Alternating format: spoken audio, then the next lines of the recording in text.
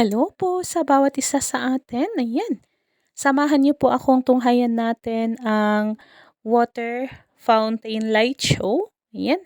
So ito po yung panibagong attraction dito sa Baguio City. Ito po ay matatagpuan sa The Right Park, sa harapan ng The Mansion House. Ayan. So ito yung mini lake na may mga koi fishes noon. Pero pagkatapos ng kanilang renovation ay ginawa nila ito ng water fountain light show. So, yung show po ay nagsisimula ng 7:00 ng gabi hanggang 9:00 ng gabi.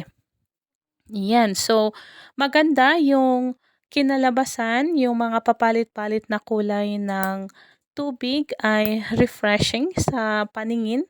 So, puwedeng-puwede niyo na itong isali sa inyong mga listahan ng mapupuntahang, attraction dito sa Baguio City. Ayan. So, 'yan, 'yan na lang po yung ating ganap sa ngayon at thank you very much for watching po.